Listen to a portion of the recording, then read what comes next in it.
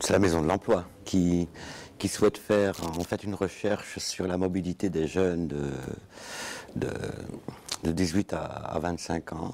Donc on va voir une série de diaporamas, de captages photos où ces jeunes sont allés à la recherche ils ont revisité leur quartier, chacun un petit peu à leur manière. Ils nous racontent ce qu'est le quartier, comment ils y vivent.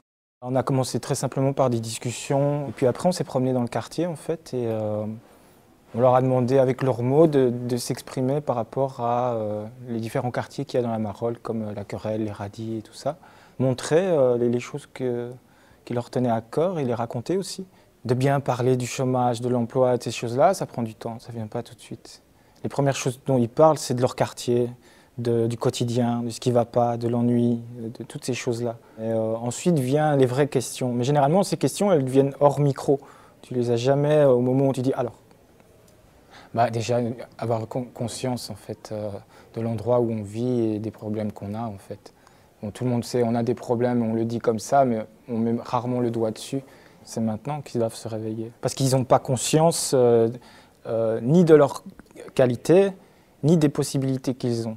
Je leur souhaite vraiment, qu'ils soient des hommes capables de s'occuper de leur famille et qu'ils soient des gens qui soient responsables en fait. Moi, c'est un peu, c'est vers ça que je tends par rapport aux jeunes en tout cas, et moi je leur souhaite ça. Je suis ici pour parler de moi et pas des autres. Je suis un homme. Je suis aussi un homme. Je suis là. Je suis aussi ici.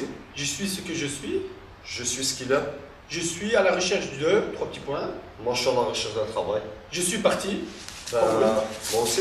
Je fais partie du quartier en essence. Quartier malheureusement oublié des autorités, je trouve. Je me suis présenté pour ce projet-là aussi, j'étais d'accord en fait. Pas de boulot, rien, on est vraiment restreint, on a peur de sortir du quartier. C'est quand en fait on va vers l'administration, déjà à la base on a un manque de confiance déjà. Et rien que ça en fait, on est bloqué par rapport à la mobilité en fait. On donne la parole aux jeunes pour qu'eux-mêmes racontent leur vécu, mais qu'ils le racontent à des institutions publiques qui sont là pour les aider, pour que finalement ils apprennent à se comprendre et à se parler, et donc à travailler ensemble. Le Bruxellois toujours plus pauvre. Bruxelles compte 110 000 chômeurs, 9 000 de plus qu'en septembre 2009, et près de 32 000 dossiers introduits auprès d'un centre d'aide sociale. Un jeune sur 3, de 0 à 17 ans, vit dans un ménage qui ne compte aucun revenu du travail. La moitié des garçons et près de la moitié des filles présentent au moins une année de retard scolaire en entrant dans le secondaire. Même s'il s'agit d'un phénomène propre aux grandes villes, Bruxelles voit plus de jeunes quitter l'école sans diplôme secondaire que partout ailleurs. Le seuil de pauvreté. Région bruxelloise, 26,3%. Flandre, 10,1%.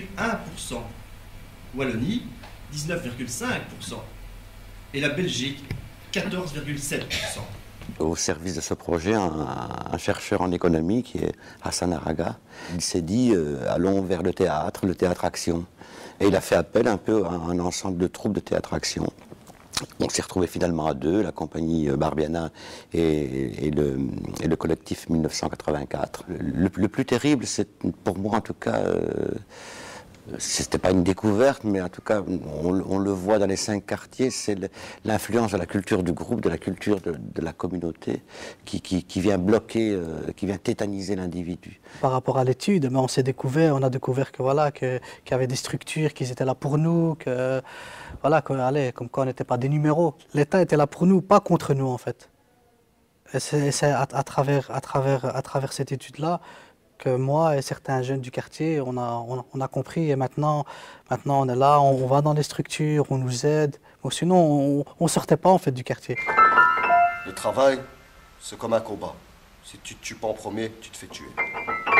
Le travail, c'est comme la betterave, ça se plante et ça se cultive. Le travail, c'est comme une plomberie. Si tu serres mal, ça fouille. Le travail, c'est 2 rails de tram. J'habite le quartier en Essence, donc je connais bien la réalité à titre personnel. Ce que j'ai appris, c'est la motivation des jeunes en question. L'étape suivante, c'est de tirer des enseignements de ce travail de terrain et en faire des mesures concrètes, des mesures politiques concrètes. Comment peut-être retravailler la localisation géographique des lieux qui sont là pour aider les jeunes. Comment former les fonctionnaires qui travaillent pour peut-être leur donner des outils de compréhension de cette réalité. Je veux du bonheur. Je veux du travail. Je veux une femme. Je veux 2 femmes. Je veux ce que Dieu m'a réservé. Moi, je veux du concret. Je veux de la paix et de l'égalité. Moi, je sais pas ce que je veux, mais l'autre, il va vous le dire. Je veux du travail, une femme, etc. Mais je sais pas ce que je veux. En tout cas, moi, je veux le même chapeau. En tout cas, il y a eu pas mal de positifs, en tout cas pour moi personnellement. J'ai appris beaucoup de choses. Et moi, j'aimerais bien en fait que ce projet-là se développe et que ça soit diffusé un maximum.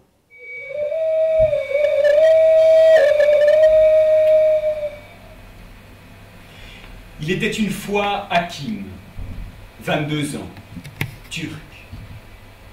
Hakim, il dit que dans son quartier, on compte 120 nationalités. Il dit que dans sa rue, il y a des Algériens, des Marocains, des Africains. Il dit qu'il y a aussi Walter, dont le grand-père était belge, dont l'arrière-arrière-grand-père était belge. Et pourtant Hakim, il dit qu'il se sent étranger. Il dit que c'est parce qu'il n'a pas de boulot et il se demande si, quand il aura trouvé un travail, si le regard des gens changera. Il demande s'il sera capable de transformer le regard des gens. Hakim, 22 ans, turc, chômeur. Oui, les conclusions sont très positives et surtout très étonnantes. Je pense qu'entre le moment où on a commencé le projet et le moment où on l'a terminé, on a été nous-mêmes surpris des résultats et de toutes les choses que ça a apporté. Le théâtre action était un biais qui n'est pas l'unique biais. Je ne pense pas qu'on doive spécialement s'y prendre toujours de façon artistique parce que ça n'intéresse pas forcément tous les jeunes non plus, mais d'une façon qui les intéresse. Donc comprendre qu'est-ce qui peut les accrocher, que ce soit artistique, que ce soit sportif, que ce soit rencontre, que ce soit immersion en entreprise, parrainage. Il y a plein de biais qui peuvent exister, mais pour pouvoir comprendre ces biais, il faut comprendre leurs besoins aussi. Je suis docteur en économie et en management et je suis chargé d'études à la Maison de l'Emploi et de la Formation. Le théâtre action comme outil était aussi un outil déclencheur d'expression. Il me semble important de trouver des moyens d'intéresser les gens plus que du pratico-pratique, mais de les intégrer dans cette démarche-là. Donc, au début de ce projet, on pensait que le projet était une finalité. C'est pour ça que je dis qu'on était surpris aussi par rapport à ça, mais pour moi, c'est un début. C'est un début de quelque chose, d'une réflexion par rapport à l'adaptation de nos pratiques aux jeunes, à ce qu'ils ont envie, ce qu'ils recherchent. L'étude là ici, on ne parle pas de rêve, il parle d'objectif. Moi, mon objectif, je veux, avant la fin du mois de septembre, pouvoir trouver un emploi, m'insérer, pouvoir me procurer telle chose et de pouvoir vivre normalement comme tout le monde. À long terme, c'est juste avoir la paix, la tranquillité et sortir du quartier parce que voilà, on a vu qu'il n'y a pas que les murs, il n'y a pas que le béton.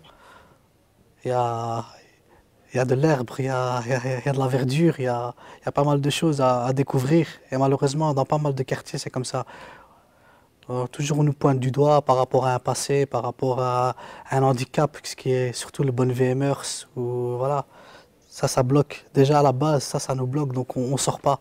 On préfère rester entre nous, en sorte de clan, que d'aller à l'encontre, on va dire, entre guillemets, des Blancs. Parce que voilà, on a peur, En fait, l'inconnu fait peur. C'est ça.